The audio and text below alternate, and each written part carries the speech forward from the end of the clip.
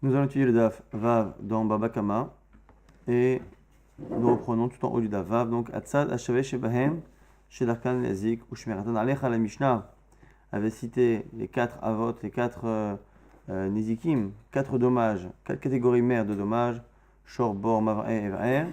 Et une fois qu'on avait expliqué qu'on ne pouvait pas prendre l'un de l'autre, ni l'autre de l'un, ni un des deux autres, ainsi de suite, on avait dit à la fin, Atzad Hashaveh Shebahem, le point commun qu'il y a entre eux, chez l'Arkan Lazik, qu'ils ont l'habitude d'endommager, c'est une habitude qu'il y a chez ces choses-là, ou Shmiratan Alecha, et le fait de les garder et de les surveiller est sous ta responsabilité.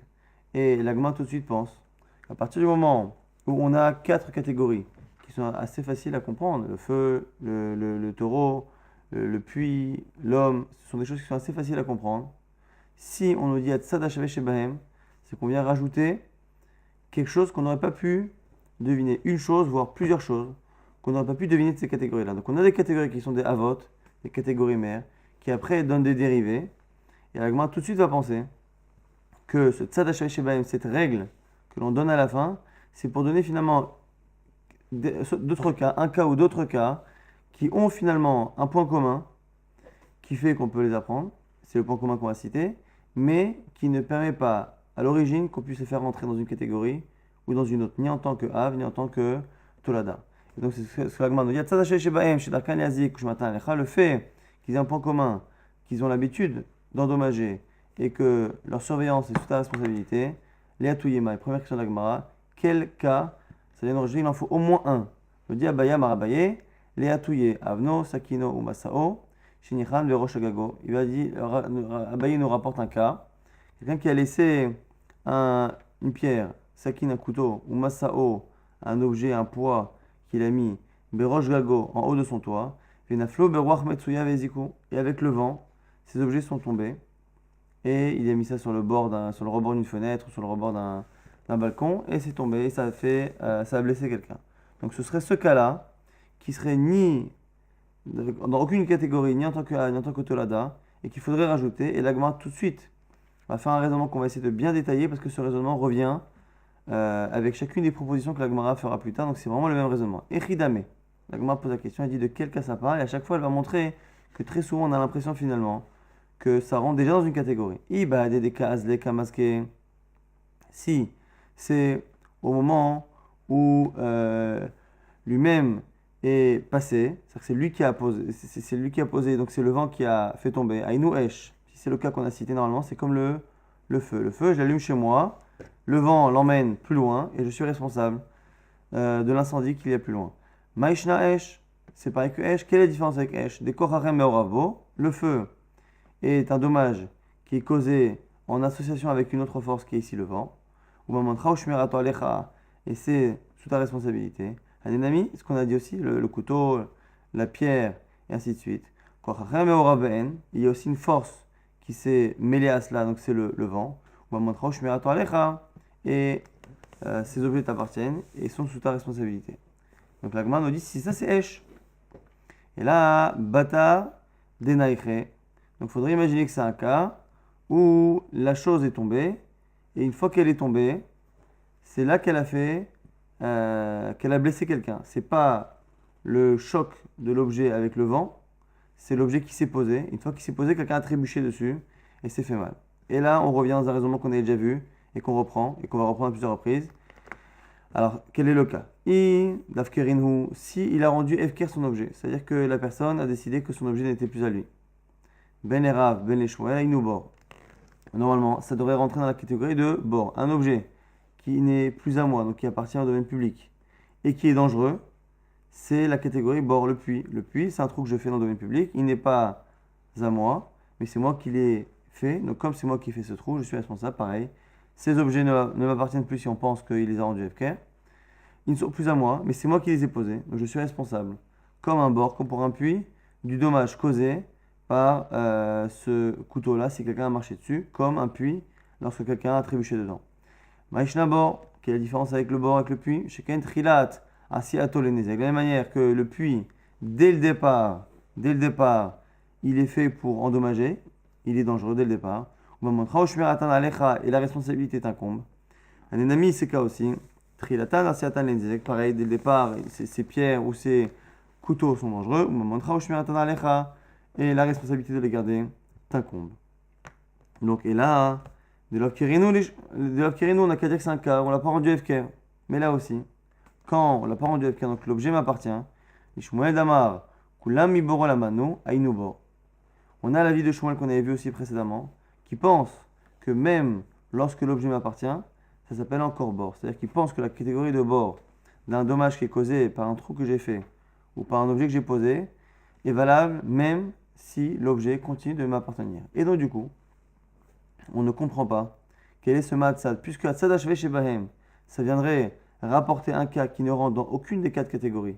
Or là, on a vu que si c'est le vent qui a directement endommagé la personne en faisant tomber l'objet, c'est Esh, c'est le feu. Et si c'est l'objet qui s'est posé et quelqu'un qui a marché dessus, si je l'ai rendu FKR, selon tout le monde, c'est bord. Et même si je ne l'ai pas rendu FKR, ça m'appartient, selon Shmuel, au moins c'est bord. Et donc du coup, je ne comprends pas, au moins selon Shmuel, je ne comprends pas dans quel cas on peut imaginer que ce cas-là du couteau, du poids ou de la pierre, quand est-ce que ça va être autre chose que Esh le feu ou Bor le puits. On a dit alors là, Davkerinhu, non, tu l'as rendu FKR. Et finalement, l'Odamou les Bor, ça ne ressemble pas au puits. Même quand tu as rendu FKR, ça ne ressemble pas au puits. Pourquoi? Ma les Bor, sheken en koch acher meorabo. Tomar, Behane, shekoch acher meorabaen. Tu ne peux pas comparer. Tu ne peux pas comparer le cas du bord, où dans le cas du bord, il n'y a aucune intervention d'une autre force, puisqu'on a creusé un trou et la personne est tombée directement dans ce trou, alors que là, on a dit nous que c'était un objet qu'on a posé Beroche Gago dans le toit, sur le toit. Le vent l'a fait tomber. Et une fois que le vent l'a fait tomber, une personne a marché sur le couteau à l'endroit où il a été déposé par le vent. Et donc, ça ne ressemble pas complètement au feu, ça ne ressemble pas complètement au bord. Si c'était directement le vent qui avait emmené l'objet sur la personne, ce serait Esh. Si l'objet était resté à l'endroit où je l'ai posé et qu'il avait endommagé quelqu'un dans le domaine public, à ce moment-là, effectivement, ça aurait été bord. Mais comme c'est finalement ni l'un ni l'autre, ça ne rentre exactement dans aucune catégorie, aucune tolada, ni de Esh, ni de bord. Et c'est pour ça qu'on a besoin du Tzad Hashavé Shebahem, de prendre le point commun qu'il y a entre les deux. Et on va détailler maintenant ce raisonnement. C'est que justement, pourquoi on a besoin de Tzad Hashavé Shebahem? Tzad Hashavé Shebahem, en général, on le dit lorsqu'on essaye d'apprendre une catégorie, qu'on n'arrive pas. Mais que d'un côté, on a une autre catégorie de laquelle on ne peut pas apprendre. Et on se rend compte finalement qu'aucune des données et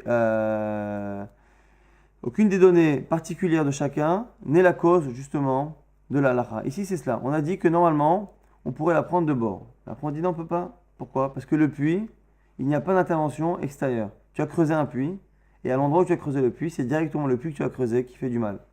Mais là, c'est différent, puisque toi, tu l'as posé à un endroit, cet objet, et c'est le vent qui a participé au fait qu'il se déplace, et une fois qu'il a été déplacé, la personne a marché dessus. Et donc, du coup, tu pourrais penser que puisque il y a une intervention extérieure, tu n'es pas chayav.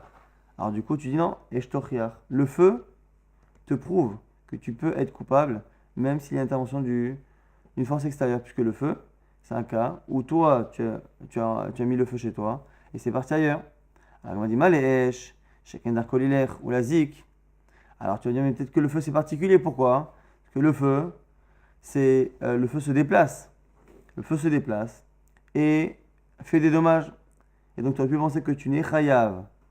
Tu n'es chayav lorsqu'il y a une intervention extérieure, que lorsque c'est l'habitude de la chose de se déplacer et d'endommager, ce qui n'est pas le cas d'un couteau que je pose à un endroit. Alors on dit bor tochiach. Non. Et là je te prouve avec le bord, avec le puits, que la Torah peut très bien te faire payer, même si le dommage que tu as causé n'a pas l'habitude de se déplacer, vers Chazaradin. Et le raisonnement revient. Et du coup, le réisé qui est réisé, on n'apprend ni de l'un ni de l'autre. On est obligé finalement d'apprendre à Tzad Hashavé Shebahem. C'est ça qui introduit finalement cette Mishnah. C'est-à-dire que l'on a un cas qui est finalement un objet dangereux que j'ai posé sur le bord de ma fenêtre, qui à l'endroit où je l'ai posé n'est pas dangereux. Et le vent le fait tomber. C'est pas non plus le vent directement qui blesse la personne avec le couteau ou avec la pierre. C'est une fois que la pierre ou l'objet a été déplacé à un endroit, une personne va marcher dessus et se blesser. Et donc, au départ, j'aurais dit, bon, puisque finalement c'est un objet statique qui a blessé une personne lorsque la personne a marché dessus, j'ai envie de la prendre de bord du puits. Non, on m'aurait dit non, tu sais, là-bas tu peux pas prendre de bord. Parce que là, le vent a participé.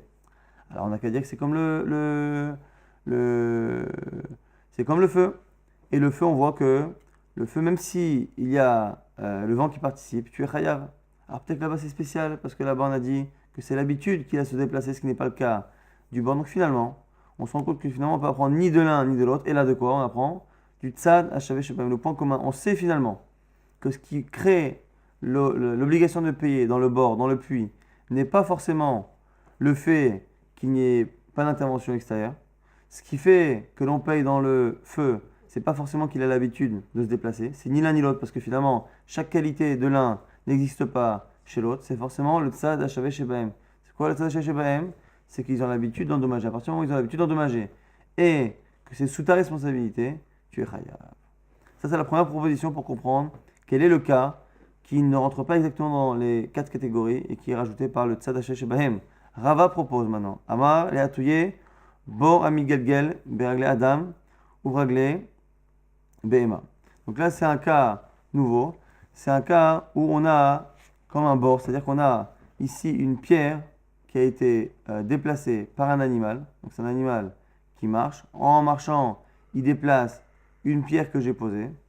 Et à ce moment-là, à l'endroit où la pierre est posée, il y a une personne qui va trébucher et se faire mal. Et là aussi, on a le même raisonnement. Echidame, c'est quoi le cas? Si tu as rendu efker l'objet, donc c'est ton couteau, c'est ta pierre, tu l'as rendu efker avant. Benera ben lishmoel aïnou bord. Je devrais penser à la base que du coup c'est comme bord, puisque ça ne t'appartient pas, c'est bord. Maïshna bord, quelle est la différence avec bord? Le même raisonnement qu'on a vu tout à l'heure. Chez Kain Trilat Asiato les Nezek, de la même manière que le bord, dès le départ, il est dangereux. Ou Shmerato Alecha, et tu dois surveiller. Un ennemi, ces cas-là aussi, ces pierres ou ces couteaux, Trilatan Asiato les Nezek, ils sont dès le départ dangereux. Ou Shmeratan Alecha, et c'est la surveillance qui t'incombe. Et là, de l'Av Kirino, donc forcément, tu l'as pas rendu FK. Mais l'Agma dit, mais ça c'est pareil. L'Ishmuel Damar, Kulam, Iboro Laman. Non, il bord, parce que selon Shmuel, ça ne change rien. Le fait que l'objet t'appartienne ou pas, on reste toujours dans le bord. Alors, l'air en lame, d'Av Kirino, tu l'as rendu FK. Vélo, Damé les bords. Et ça ne ressemble pas au cas du bord. Pourquoi? Ma les bords, Sheken Ma'asav Garmulo. Thomas Bane, Sheken Ma'asav Garmulo. Là, c'est différent ici. Parce que, autant, lorsque je pose un objet, et que le vent après le déplace, normalement le vent, même si c'est quoi, même si c'est une force extérieure, c'est une force extérieure qui est prévisible. Donc ça reste le prolongement de ma main. Lorsque je lance un objet que le vent l'envoie plus loin, lorsque je mets le feu à un endroit avec le feu, le vent étend la superficie du feu, ou quand je pose un objet sur un rebord de fenêtre et qu'il tombe avec le vent, c'est plus ou moins mon action. Alors mon action qui a été mêlée d'une force extérieure, mais ça reste tout de même une action qui est à mon nom. Dans le cas où c'est un être vivant qui vient et qui est déplacé, il aurait pu ne pas passer, il aurait pu passer, ne pas toucher, il aurait pu déplacer à gauche, à droite, au milieu. Donc finalement, on a ici des actes qui ne sont pas associés à moi, à l'origine, et donc du coup, j'aurais pu dire, voilà, je ne la prends pas de bord. Le cas d'une pierre que j'ai posée et qui fait mal à quelqu'un, c'est vraiment bord, qu'elle soit à moi ou pas selon Shmuel. Mais lorsque c'est ni moi, ni le vent qui l'a déplacé, mais un animal qui l'a déplacé, peut-être que là, ici, finalement, il y a eu un autre être vivant qui a fait une autre action et que la mienne est annulée. Et donc, on n'apprend pas de là-bas. Elle m'a dit, Shor Yochiach. Et dans tous les cas, hein, tu aurais dit quoi? Mais attends, mais comment tu peux te dédouaner en disant que c'est pas toi, c'est ton animal, alors que ton animal, lorsqu'il en corne, tu es chayav. Donc, le fait de dire que c'est un autre être vivant qui a travaillé, qui a fait la chose, tu ne peux pas te dédouaner parce que le shor, il y a un des 4 avot, qui est le hav du shor, du taureau. Alors il m'a dit, oui, mais tu aurais pu dire, malé shor, sheken darkoleler gouazik, c'est spécial peut-être shor, parce que là-bas le shor, il a l'habitude de se déplacer et de blesser. Alors que chez nous, la pierre, pas forcément. Il m'a dit, bortochir, même ça. Ne dis pas que c'est seulement lorsqu'une chose se déplace qu'on est chayav, puisque le puits, qui est un des 4 avot, te prouve que tu n'as pas besoin de ça. Vechazardin, l'oreizé, kérizé, et ainsi de suite, encore une fois. On a finalement une preuve de shor et de bord. On a une preuve, finalement, que c'est ni le fait que ce soit moi qui l'ai fait directement, ni le fait que ça se déplace qui crée le dommage. J'aurais pu penser que de bord, j'apprends qu'il faut que ce soit moi qui fasse tout, qu'il n'y ait pas d'intervention d'un animal. mais Shor me prouve que non. Et de Shor, j'aurais pu apprendre que ça n'est que lorsqu'il y a un dommage qui se déplace vers la victime que je suis chayav, pas lorsque c'est l'inverse. Kamashma que c'est ni l'un ni l'autre. Et alors, quel est le point commun qu'il y a entre les deux? C'est justement que ça a l'habitude de faire du mal, c'est dangereux, et j'ai l'obligation de les surveiller, parce que ce sont mes objets. Et donc, du coup, c'est le cas que propose Rava après le cas d'Abaye. Donc, c'est plus un cas où c'est le vent qui a déplacé un objet qui, après, a endommagé quelqu'un lorsque quelqu'un marchait dessus. C'est un animal ici qui a participé au déplacement de cet objet. Troisième proposition pour expliquer encore le tzad hashvaï chez Bahem. Ravada bar Ahava Amar Latouye Hadetanya. Pour ajouter le cas ici que l'on nous cite au nom de Ravada bar Ahava dans une braïta, Kolelu chez Amou, tous ces cas, on a dit dans le Rishon Rabim Potkim, Bibotehem, Begorfim, Marotehem, Bimotachama, En En Reshut. On a ici une autorisation dans certains cas de vider ces détritus sur la voie publique.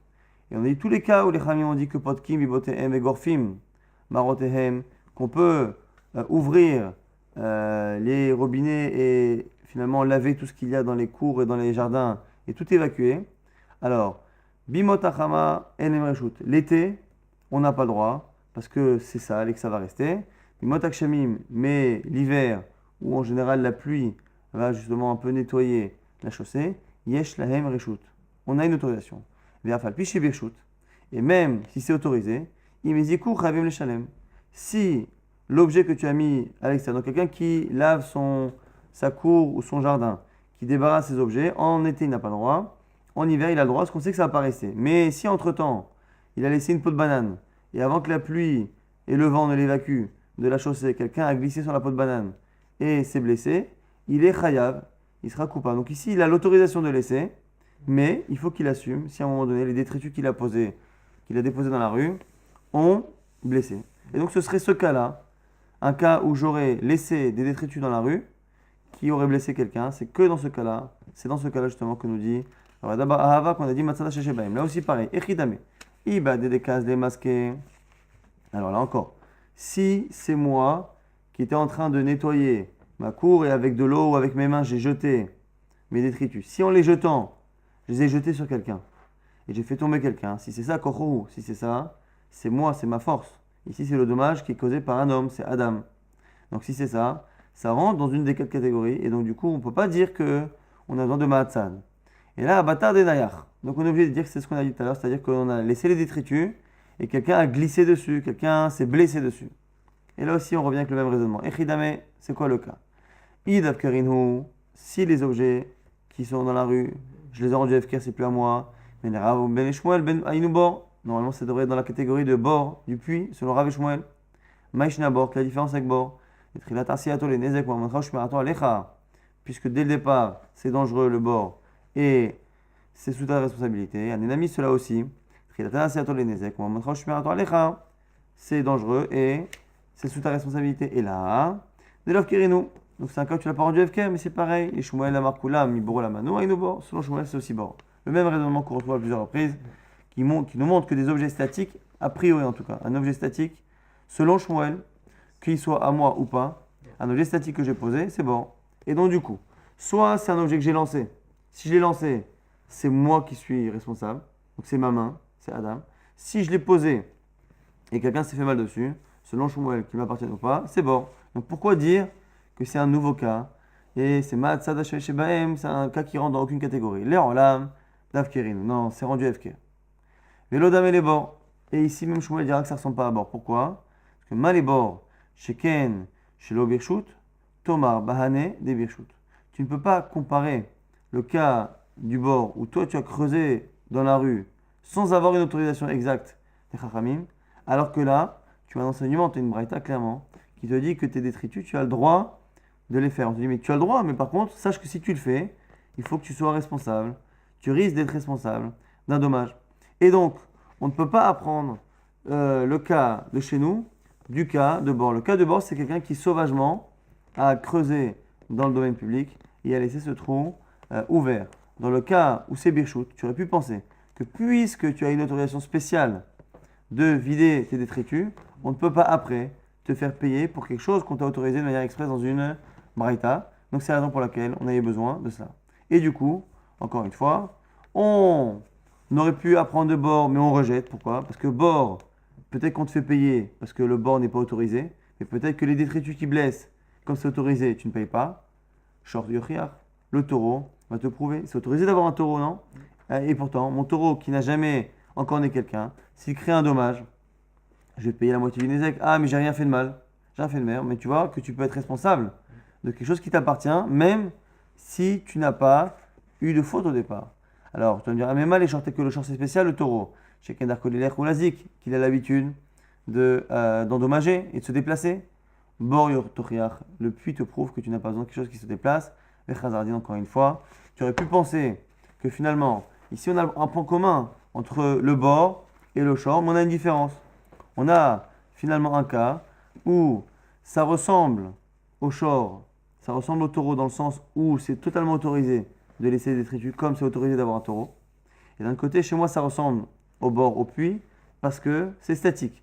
Mais d'un côté, ça ne ressemble pas complètement à l'un et complètement à l'autre. Pourquoi? Parce que chez moi, donc, c'est autorisé, alors que le bord, ça ne l'est pas.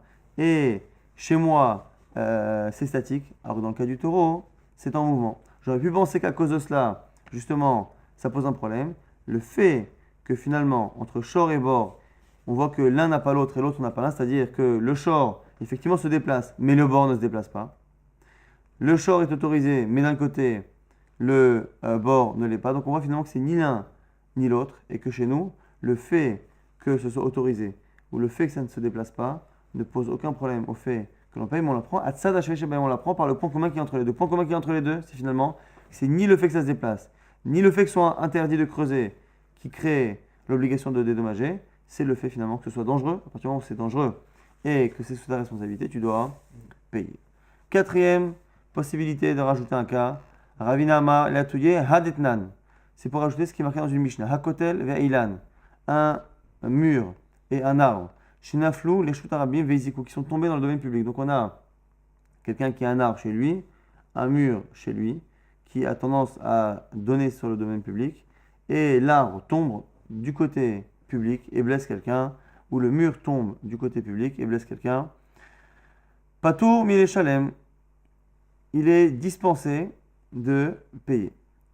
Natnu lozman lakot et ailan velistor et kotel. Si on avait déjà estimé que le mur et l'arbre étaient dangereux et qu'on lui avait donné une date, on lui a dit voilà, tu as un mois pour couper ton arbre, tu as un mois pour faire tomber ton mur de peur qu'il tombe et qu'il blesse quelqu'un. Mais Torazman, si Venaflou Torazman, si c'est tombé avant l'échéance qu'on lui avait donnée, Vézigo que ça fait du mal, il est pas tour. La Harazman, Chayav, s'il a dépassé le temps, il est Chayav. Donc dans quel cas ici on parlerait d'un cas où quelqu'un a un mur, quelqu'un a un arbre qui est chez lui, qui est réputé, enfin qui était dangereux, qui était estimé dangereux. On lui a demandé de le couper, il ne l'a pas fait, il a dépassé le temps, c'est tombé et ça a blessé, il est Chayav. Et là aussi pareil, et Chidame, c'est quoi le cas? Id Afkare, s'il a rendu Afkare son arbre ou ses pierres, ben Nera ou Shmuel Ainubor. Si c'est ça, c'est selon tout le monde c'est bord, parce que c'est un objet qui ne t'appartient plus, qui est statique. Maïshna bor, quelle différence avec bord? Des ekomatsuim shmirato alecha, ane, nami, ezekan matsui, ou shmiratan alecha. Pareil, le point commun qu'il y a entre le bord et chez nous, c'est que le dommage est fréquent et que tu dois le surveiller. Et idelav kerinu lishmuel damar kulam ibro lamanu ainubor. Et même si tu dis que tu l'as rendu FK, c'est plus à toi, donc du coup même selon Shmuel, même si tu l'as pas rendu FK, selon Shmuel, ça reste bord. On a dit que selon Shmuel, quand l'objet est statique, qu'il t'appartienne ou pas, c'est bord. Et donc du coup, puisque c'est bord, pourquoi aller chercher Matzat? Ça fait partie d'une des 4 catégories de la Mishnah. L'agma dit non, l'olam, d'Afkerinu, c'est rendu FK, vélo d'amé les bords. Et en fait, ça ne ressemble pas complètement à bord, et c'est pour ça qu'on avait besoin de cela. Pourquoi? Parce que mal les bords, tu aurais dit, le bord c'est spécial, chez Ken Trilat Asiato les Nezek, parce que dès le départ, il est dangereux. Tomar Veaneshen Trilato Asiata les Nezek. Alors qu'un arbre et un mur, lorsqu'on plante un arbre et lorsque l'on monte un mur, à la base, il n'est pas fait pour blesser, il n'est pas dangereux à la base. C'est à un moment donné, la situation qui fait qu'il devient branlant et qui va finir peut-être par tomber par blesser quelqu'un. Et du coup, tu aurais pu penser que tu ne peux pas la prendre de bord. Tu ne peux pas apprendre qu'un homme comme ça doit payer pour le dommage causé par son mur ou son arbre qui tombe. Pourquoi? Parce que dans les cas comme ça similaires, dans le bord, on voit que c'est dangereux depuis le départ. Donc j'aurais pu penser que chez nous, il ne paye pas. Et du coup, on va te dire non, tu ne peux pas finalement faire ce raisonnement parce que Maléchor, Shor Yochiach, le taureau va te prouver. Le taureau va te prouver finalement que même si tu as un animal qui n'est pas dangereux à la base, il est encore table, il n'est pas dangereux. Il n'est pas dangereux et pourtant, je ne l'ai pas acheté, surtout quand il est bébé, il n'est pas dangereux. Et à un moment donné, il devient adulte et à un moment donné, il devient nerveux. Donc on a ici la preuve que tu ne payes pas seulement lorsque l'objet à toi qui a endommagé était dangereux depuis le départ. Alors on va dire mais peut-être que le short c'est spécial, maléchant, chez Kendar Kolilech ou Lazik, on aurait dit là-bas c'est spécial, le short c'est parce qu'il se déplace. Mais s'il ne se déplace pas ton dommage, peut-être que tu n'es pas chayav, bord tochir encore une fois, le bord te prouve, le puits te prouve que tu peux être chayav. Sans cela, les chazar dit encore une fois, et le raisonnement revient en boucle, et finalement on nous montre que c'est ni le fait qu'un objet se déplace qui fait que l'on paye, comme c'est le cas dans le taureau, mais parce qu'on a une preuve du puits que ce n'est pas le cas. Et ça n'est pas non plus seulement lorsque l'objet est dangereux depuis le départ comme un puits qu'on est chayav, puisque le taureau n'est pas dangereux à l'origine et le devient plus tard. Et donc finalement, c'est ni l'un ni l'autre. Quel est le point commun entre Shor, entre le taureau et le puits qui peut me permettre de payer? C'est finalement le fait que ce soit dangereux maintenant, pas au départ, mais maintenant, et que ça se déplace ou pas, c'est dangereux. C'est sous ta responsabilité, tu es chayav. Donc on a finalement 4 cas.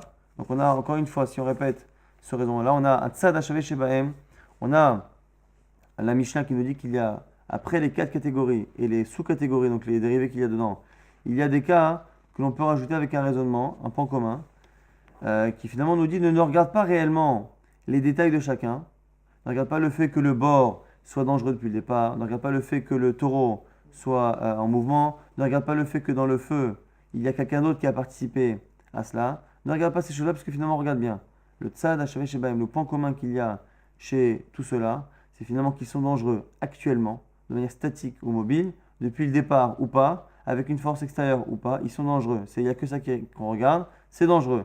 Et c'est sous ta responsabilité, tu es chayav. Quels sont les cas que l'on peut rajouter? Alors, on a eu plusieurs propositions. Selon Abaye, c'est le cas où j'ai posé un objet sur le rebord d'une fenêtre ou d'un toit et que le vent l'a déplacé, et qu'après, une fois qu'il a été déplacé par le vent, quelqu'un s'est blessé dessus. Comme on aurait pu penser n'apprendre que de feu ou que de bord, on a vu que ça ne marche pas. Il faut prendre le point commun entre les deux pour se rendre compte finalement qu'encore une fois, c'est ni l'intervention du feu, ni le danger qui cause le dommage, c'est le fait que ce soit dangereux actuellement. Rava a proposé de dire que c'est un objet qui aurait été déplacé par un animal et après aurait blessé quelqu'un lorsque quelqu'un a marché dessus. Ça, c'était la deuxième proposition de Rava. D'abord, Rava a proposé que c'était le cas où c'était autorisé, où les Chachamim m'ont autorisé à déverser mes détritus dans la rue et que quelqu'un est tombé dessus. J'aurais pu penser que comme c'est autorisé, c'est différent. Kamash Malan finalement que non, puisqu'on voit très bien, on apprend du taureau que même si c'est autorisé, tu es chayav. Donc il n'y a pas de raison de faire ce chiluk-là. Et le dernier cas qui est celui de Ravina, qui est le cas du kotel, du mur qui est tombé, qui était dangereux, qui était devenu dangereux, mais qui ne l'était pas au départ. Donc j'aurais pu penser que comme il n'était pas au départ, je ne suis pas chayav. Encore une fois, du taureau, on apprend que quelque chose qui est à la base pas dangereux qui le devient, est tout de même sous ma responsabilité et je dois payer. Donc ce sont les 4 cas qui sont déduits par les amorim de la Gemara sur la Mishnah. On avait dit dans la Mishnah, à la toute fin, que chez Izik, lorsque ces choses-là ont blessé, Chav Amazik. Le mazik, celui qui a causé le dommage, donc ici souvent le propriétaire du puits ou l'animal, Chav, il est obligé de payer les responsables. Et l'expression Chav est un peu bizarre. Normalement, on dit Chayav, avec 2 yud. Chav Amazik, pourquoi tu dis Chav Amazik? Chayav Amazik, on aurait dit Chayav. Le lachon, le langage classique, c'est Chayav. Amar Rav Yuda Amar Rav. On répond Haïtana, le Tana qui parle ici, Yerushalmiou. C'était un Yerushalmi, il habitait à Jérusalem. Détane Lishna Kalila. Ils ont l'habitude d'avoir des mots et des expressions un peu raccourcis. Alors intéressant que la Mishnah, normalement, c'est Rabbi qui décrit. Et donc Rabbi, pourquoi on dit le Tana et Yerushalmi, le Tana et l'intel, c'est parce qu'en fait, Rabbi a compilé les enseignements oraux, mais dans les enseignements oraux qu'il a compilés, il a choisi les plus fiables et il les a ordonnés, mais très souvent, il a gardé le langage le langage qui était répété depuis des décennies ou des siècles par les élèves. Et donc, il a gardé les Mishnayot avec leur syntaxe de base. Donc, c'est pour ça qu'on peut très bien dire d'une Mishnah qui a été compilée par Rabbi que le Tana de la Mishnah, c'est Rabbi Meir, le Tana de la Mishnah, c'est Rabbi Akiva, le Tana de la Mishnah, c'est un Yerushalmi. Parce que finalement, Rabbi a essentiellement compilé et choisi les Mishnayot dans son corpus. On a dit dans la Mishnah que chez Zik Ravamazik, les Shalem Tashlume Nezek, il doit payer Tashlume Nezek, le dommage causé, Bemetav Haaretz, avec le meilleur de la terre. Donc, avec le meilleur de ces terrains, donc on avait dit que lorsqu'on a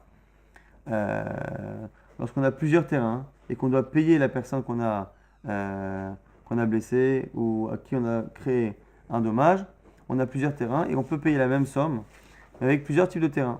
Un terrain mauvais ou un terrain qui est bon pour arriver à la même somme. Et on part du principe que la personne qui est dédommagée préfère être payée avec un bon terrain, parce que c'est un bon terrain qui sera facilement revendable, facilement utilisable. Donc du coup, ici on dit qu'il faut payer le Metav Haaretz. Tanoura Banan, là on a une Braïta. Metav Sadeo, Metav Karmo Yeshané, c'est marqué dans le passage qu'on a étudié ces derniers jours, Veshilach et Be'iro.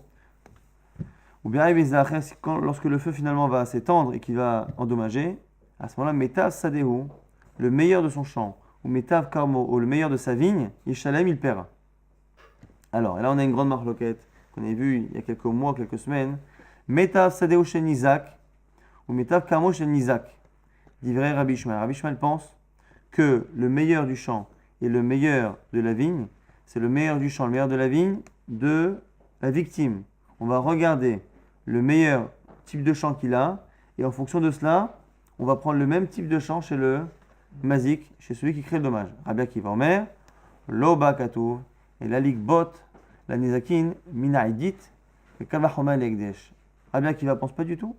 Ici, on est en train de parler de celui qui crée le dommage, et on est en train de nous dire que celui qui crée un dommage doit payer avec son idit. Et kalvachoma legdesh, et a fortiori pour le legdesh. Donc on a ici une marque loquette. On va d'abord expliquer à Rabbi Akiva qui est assez simple. Rabbi Akiva nous dit, lorsqu'une personne a créé un dommage, le dommage qu'il a causé vaut, on va donner un exemple, 10 000. Ces 10 000 là, il les paiera avec le meilleur type de terrain qu'il a. Il a plusieurs types de terrain, il prendra la meilleure catégorie et avec ce meilleur terrain, il paiera 10 000. Il donnera 10 000 avec une superficie de terrain. Maintenant, Rabbi Ishmael a l'air de dire qu'il paiera le meilleur terrain de l'autre. Alors déjà dans le verset, on verra plus tard que c'est assez difficile à comprendre. Mais déjà dans l'idée, Rabbi Ishmael, comment ça fonctionne? Si on va dire que mon animal est parti brouter ou a détruit le meilleur champ de mon voisin, je peux comprendre que je lui paye le meilleur champ. Achal Krusha, maintenant il a mangé et il a endommagé le pire des champs. Mais Shalem Shmena, quand je vais lui payer la même superficie, mais en terrain de bonne qualité, ça n'a pas de sens. Il a un terrain qui vaut 15 000 le mètre carré, il a un terrain qui vaut 2 000 le mètre carré, j'ai endommagé du 2 000 le mètre carré, je vais lui payer la même superficie à 15 000, ça n'a pas de sens. On va réveiller Baravin, Achal Maskinan, provision de la Gemara, qui gonche Achal Aruga, Ben Arugot. C'est un cas où le dommage a été fait dans une parcelle au milieu d'autres parcelles. Et maintenant que ça a été détruit, on ne se rappelle plus, on ne savait pas si cette parcelle faisait partie des bonnes ou des mauvaises. Donc on va te dire dans le doute, on a rendu au supérieur. La Gemara dit quoi? C'est pas possible, la Marava. Uma ilouya des krusha achal, le meshalem la krusha quoi? T'es en train de me dire que si on savait que c'était un terrain de mauvaise qualité, il n'aurait payé que cela. Achat de la daina, maintenant que tu ne sais pas, ni krusha, si elle est mauvaise, ishmena ou si elle est mauvaise, meshalem shmena, tu vas le faire payer la meilleure. Amosim chavar la varaya. Quand tu veux faire sortir l'argent de quelqu'un, ça doit te prouver. Donc c'est celui qui a été endommagé qui doit prouver que le terrain était de bonne qualité pour justifier qu'il soit dédommagé à hauteur du meilleur terrain. Et là, Marava Yaakov, proposition de Marava Yaakov pour expliquer Rabbi Ishmael. C'est quoi cette histoire que tu paieras le meilleur champ de l'autre? Rabbi Akiva le comprend. Il a endommagé quelqu'un, on prend la valeur de ce qu'il a créé comme dommage et on le transpose dans le meilleur type de ses champs. C'est un cas particulier où ici, on a le meilleur terrain du Nizak, de celui qui a été endommagé. Donc on a une personne qui a été endommagée qui a plusieurs types de terrain. Quand on prend le meilleur type de terrain qu'il a lui, ça a le même niveau de qualité de terrain que la plus mauvaise qualité de terrain que possède celui qui endommage. Donc celui qui endommage a des meilleurs terrains que celui qui est endommagé. À tel point que le meilleur terrain de la victime vaut le pire des terrains de celui qui crée le dommage. Ou Behapligé, et c'est là qu'on a une marloquette. Rabbi Ishmael Sabar Ben Isaac Shaiminan. Rabbi Ishmael il dit, on prend le meilleur de la victime. Et même si le meilleur de la victime revient à moi donner le pire de méchant pour payer le dommage. Mais Rabbi Akiva Savar, Ben Isaac Shaiminan, c'est là que Rabbi Akiva dit non, on prend le meilleur du champ de celui qui endommage. Maintenant, quelle est la raison de Rabbi Ishmael? Maïtama de Rabbi Ishmael. Nemar Sadeh le Mata, Nemar Sadeh le Mata. Nemar là. On a ici une Xerashava. Parce qu'en fait, dans l'absolu, le Pasuk, là-bas, nous parle de celui qui crée le dommage. Lorsque tu vas faire un feu, le feu va s'étendre. À ce moment-là, le sujet, c'est la personne qui crée le dommage. Il paiera le meilleur avec le meilleur de son champ ou le meilleur de sa vigne. Donc, normalement, le sujet, Rabbi Akiva, est dans le texte. C'est Rabbi Ishmael qui est obligé de faire une Xerashava. C'est-à-dire qu'il y a marqué Sadeh ici. Et des mar Sadeh, les marla, et c'est marqué le mot Sadeh au sujet de la victime. Mas Sadeh amol les marla de Nizak. As-Sadeh amol les mata ben de Nizak. Donc du coup c'est pareil, on fait une Xerashava pour dire que finalement, exceptionnellement, avec ce mot Sadeh, on va modifier le sujet de la fin de la phrase et dire finalement que le meilleur de son champ ou de sa vigne, c'est plus son champ ou sa vigne du sujet qu'on est en train de décrire dans le texte, dans le verset, mais de ce qu'il y a dans un autre verset, donc ce serait la victime. Et Rabbi Akiva, c'est plus facile à comprendre. Metav Sadeh ou Metav Kamo Yishalem, il paiera avec le meilleur de son champ ou de sa vigne. Des Yardeka Meshalem, c'est le sujet, celui qui est en train de payer. On dit voilà, il a fait un dommage, il paiera avec le meilleur de son champ. Le seul sujet que l'on connaît, c'est celui qui a créé le dommage. Alors Rabbi Ishmael, il faut tout de même qu'à un moment donné, il soit dans le texte. Il y a un pshat, et le drash, le midrash ne peut pas annuler le pshat. À un exerashava et à un écran. Il est obligé de dire que dans la majeure partie des cas, on va faire la drasha, mais il y a tout de même un cas où on peut appliquer le sens premier, ce qui permet de ne pas réfuter totalement le pshat. Un exerashava qui d'amrina. Ce que j'ai dit, le cas que je t'ai dit, c'est pour justement comprendre quand est-ce qu'on va appliquer à l'exerashava. Lorsque le meilleur des terrains de la victime équivaut au pire terrain de celui qui crée le dommage, là on dira qu'on donnera le meilleur terrain de la victime, ce qui n'est pas par contre le meilleur terrain de celui qui a causé. Et à Hanekra, quand est-ce qu'on va appliquer ce qui est marqué dans le verset, c'est-à-dire qu'on fera payer avec le meilleur terrain de celui qui a endommagé, lorsque celui qui crée le dommage, il a un terrain de bonne qualité et un terrain de mauvaise qualité. La Nizak. Et la victime n'a qu'un seul terrain. Les Ibourit des Mazik. Et le terrain de mauvaise qualité qui est celui qui a créé le dommage, l'Oshaviaka Edit des Nizak, n'est pas aussi bien que le terrain de la victime, qui n'en a qu'un seul, mais qui a Edit. Et là, on a un problème, c'est que finalement, si on prend le terrain de la victime, c'est Edit. Mais ce Edit, il est entre les deux terrains que possède le coupable. Le coupable, il a un terrain qui est moins bien et un terrain qui est plus, avec lequel il va payer. Là, c'est là qu'on arrondira au supérieur pour lui, donc il paiera à ce moment-là avec le métav sadéo. On va se baser sur le meilleur à lui. Dès l'homme il ne peut pas lui dire écoute, puisque mon terrain qui est bon, il est meilleur que le tien, je paie avec mon terrain le pire. Pourquoi est-ce que son terrain qui est le moins bien est moins bien que celui de la victime? T'as hâte. Gabé Ziborit, tu apprends de mon Ziborit.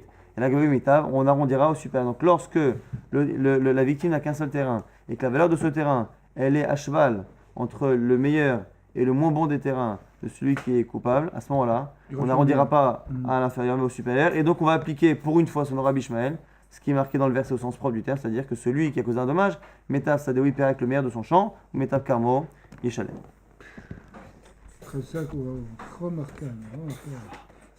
Ça me rappelle des souvenirs, c'est le paiement.